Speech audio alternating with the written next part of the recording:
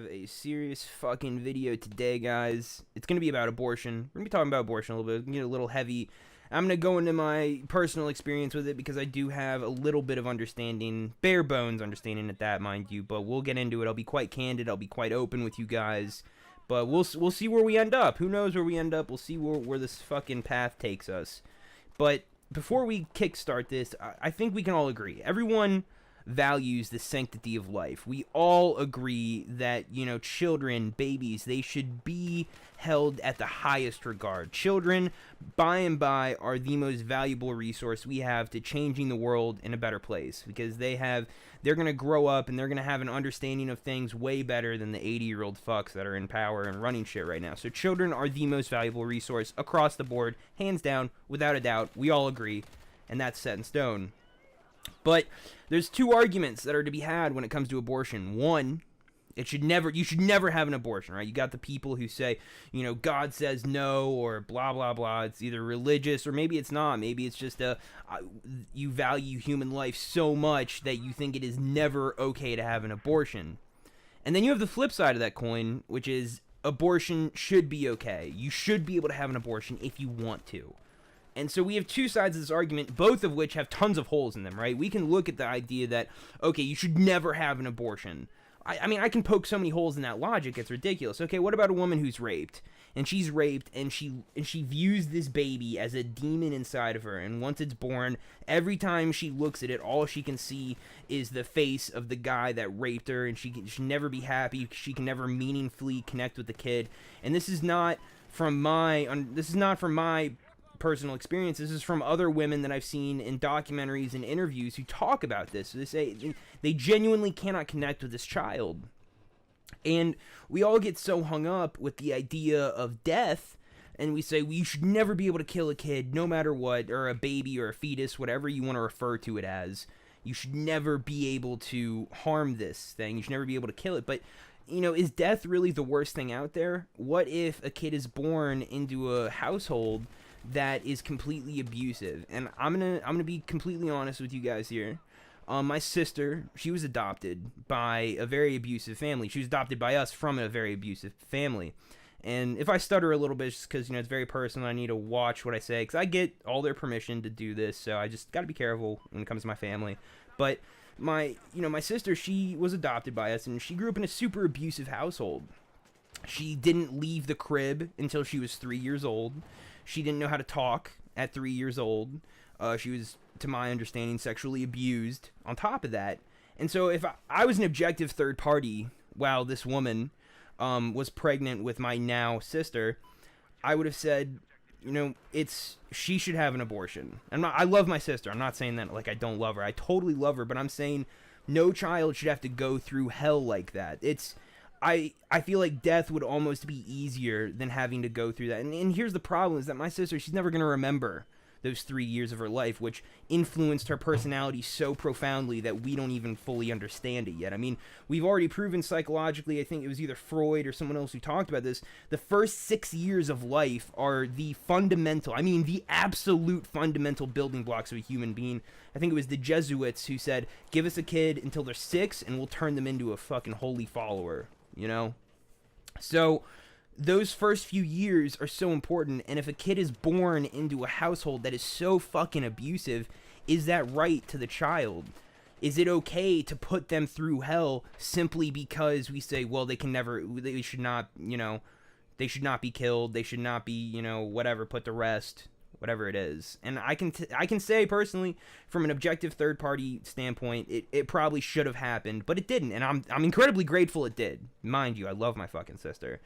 And now we're gonna flip the argument a little bit, and I'm gonna come at it from the opposite perspective, which is that abortion should be okay. And here's the problem with that. The problem with abortion being okay is, what about the hooker who gets banged up 8 times and decides to have 3 or 4 abortions a fucking year?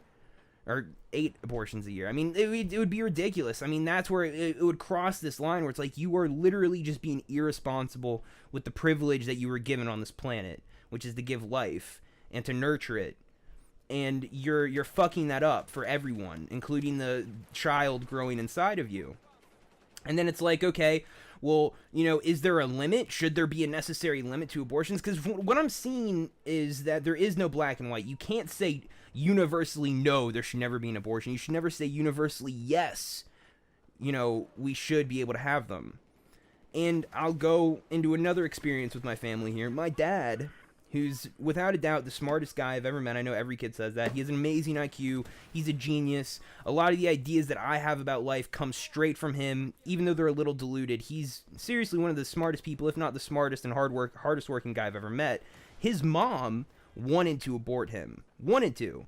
I mean, she really, really wanted to. And so the fact, I don't think she could, or she didn't have the money, or whatever the situation was, it didn't happen. And I'm also so fucking grateful for that. But I know, because my mom's a psychologist, and she's seen kids who go through the system. I've heard the argument that, okay, let's say you get raped. Let's say you're a hooker. This, that, or the third. Why not just give the kid up for adoption? Why not put it in the system, in the adoption care system? Is that not a healthy alternative to this whole problem? But here's where it gets tricky. My mom was a psychologist, and I actually spoke with her a lot about this. I can't cite any articles to you guys. I can only relay the conversation I had with her. She ran her own firm. She was very successful. She knew what the fuck she was doing. And she said that the system does not cater towards kids. In fact, kids that enter the adoption system typically end up more fucked up.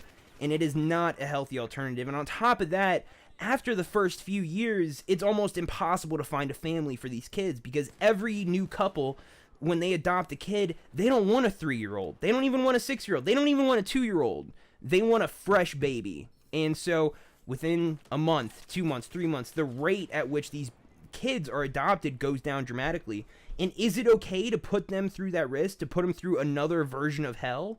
And is that greater, or is that a better experience than death? Because death would, honestly, if we're going to talk about it here, it might be a better alternative than to create a fucked up person. Within 6 years, if they've had an awful life, how hard is it to reprogram them into a healthy human being? Most of us are fucked up anyway, and we've had great childhoods, So it's like, how hard would it be for them to come into their own in society? And I can see it, man. I can see it in my sister. She went through an incredibly abusive childhood. I can see, and she's 12 now. I can see it. I can see the damage that was done. And she's definitely coming back. She's doing great. She's doing awesome. But, 3 years is impacting her life in such a profound way that I still don't fully understand it. So, again, I really do feel like the truth is somewhere in the middle. And I think this was Ron Paul's idea. This was also brought to me by my dad as well, that maybe abortions should just be in a community base. Like, it should be community based. So let's say that, you want to have an abortion, but you live in a hardcore Christian community. Then you need to drive somewhere else where it's actually okay, and it's, it's okay to have them, and it's not considered this awful stigma. Because I know from what I've read and from what I've watched that a lot of these abortion clinics, they go through these crazy regulations. Like, people, the regulatory bodies, they'll say, okay, well, if you have an abortion clinic, the windows need to be this high and this long, and the doors need to be this high and this long. And then they'll change the regulations up every few years. And so that means that these abortion clinics have to keep doing maintenance, and they'll say, okay, well, oh, your windows are too high now, so we're going to shut you down. Or now you need to pay to do this or that or the third. And they run these things out of business. And it's not okay. I just don't think it's okay to say universally no or universally yes. It's such a personal experience for someone, and a lot of it has to do with the intent of the mother, whether the dad's going to be around. It all has to play off of human emotions, and it all has to revolve around the intent of these two people. To say, even when it comes to consensual couples, like, let's say there's a mom, there's the woman, and there's the guy, and they accidentally, they have sex without a condom or without birth control, and they have a kid. They don't love each other, and they don't want this baby. Is it okay to just mash them together and say, well, you have to have this kid. You have to, and you have to raise it. You have to raise it with this guy. That's not, when you have no one that is intended to be there, is that appropriate? I don't think it is. And I also don't think it's okay to have abortion after abortion after abortion after fucking abortion. I think there needs to be like a limit. Like, if you supersede the limit of 2 abortions, then you have now been proven to not be responsible with your life. And, you know, now this is the consequence. I don't know what the consequence would be, but now you're not allowed to have an abortion anymore. Or, you know, now if you're going to have sex, these measures have to be put into play, so on and so forth. But I do really appreciate the idea that it should be done in a community basis, because you cannot give a hardcore Christian community a law that says you are allowed to have an abortion. That's simply not okay. They're gonna revolt. They're gonna burn that motherfucker to the ground. The doctor who performs the abortion is probably gonna be shot in the face, and that's not right. And it's also not right for, you know, women who will genuinely have an abortion no matter what. There are women out there, if they have to, they'll go down to Mexico and they'll get it sucked out by some dude who has no idea what the fuck he's doing, causing irrevocable damage to the woman, also like her organs, and maybe if the baby's far enough along, maybe it won't even. It's just there's so many factors that come into play here. It has to be mandated properly. And I also don't think, as a final note here, guys, you know, we have these senators and these politicians. Most of them, if you were to look at them demographically, most of them are 80-year-old white fucks who, you know, they're way after their prime. They're a little ripe. You know what I mean? And I don't feel that these, you know, old guys should be giving laws to women when they have no basis of perspective. If you have never been a woman, if you've never been raped, if you've never gone through an abortion, you should not have a say. I feel like the only people that should really be making the rules for something like this are women who have had an abortion, women that are for and against it, and women that have been raped. I mean, those are the only people who I say should be able to have any type of power in regards to the way this is ran. And on top of that, I just agree with what Ron Paul says, to be real with you guys, at the end of the video. He says that it should be done on a community basis. Some communities will say it's okay, some won't. Maybe not even at a state level, at a community level. But I don't know. I just don't know. Anyways, I hope you guys enjoy this. If you dislike it, that's more than your right. Just know I did the best I could here. You know, I was very personal and honest and open with you guys about my family and the whole situation. It's just my belief. It doesn't make it law. Just because, you know, you're listening to a video, it doesn't make my opinion better than yours. Because at the end of the day, we have no fucking clue. You know, we really don't. And we can't even argue about a soul or consciousness, because science is simply not far along yet. You can't use Christian ideas because, you know, there's thousands of other religious ideas that are used as well. God is not an argument in this debate, guys. I don't want to hear the God argument, because you're taking Buddhism, Hinduism, Islam, all of that shit. You have to put that as a factor as well. And they all have different spiritual ideas about abortion. And so you can't use Christianity as your basis for an argument, especially when it comes to laws. So that's the way I feel. It's ethically weird, and it is very gray, and it's very hard to find any strands of truth, but I did my best. So guys, I really hope you enjoyed this. This was probably one of the hardest commentaries I've ever had to do, hands down, because it's just so much shit on top of so much shit. Take it easy. Until next time, I love all of you fucks. Peace. Take it easy.